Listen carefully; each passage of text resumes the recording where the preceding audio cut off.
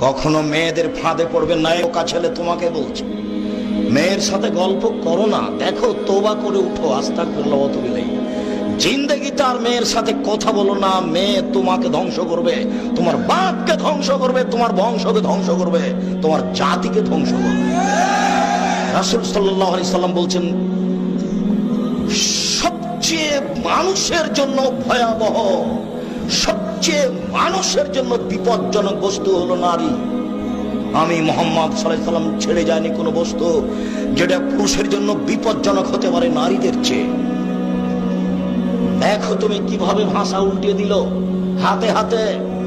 জীবনে কোনোদিন তার সাথে প্রেমের গল্প করো না, তুমি ধ্বংস হবে, তোমার বাপ ধ্বংস হবে, তোমার বংশ ধ্বংস হবে, তোমার বিদ্যা ধ্বংস হবে, তোমার জাতি ধ্বংস হবে। তুমি হিসাব করে চলিও, তুমি চিনতে পারোনি মুহাম্মদ সাল্লাল্লাহু আলাইহি সাল্লাম নিজে বলছেন, আমার জীবনে আমি ছাড়িনি কোনো বস্তু যেটা পুরুষের জন্য বেশি ক্ষতিকারক, ধ্বংসাত্মক হতে পারে নারীর চেয়ে।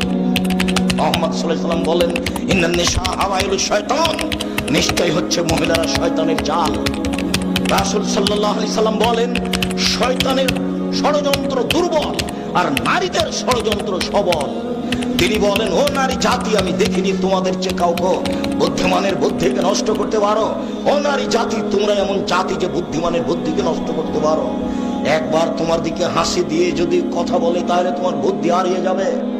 তুমি চেয়ারম্যান, মেম্বার, এমপি, মন্ত্রী, যত বড় পরেজগার হও না কেন, এক হাসিতে তোমার বুদ্ধিবিদ্যা ঈমান কমে যাবে, তার নাম নারী।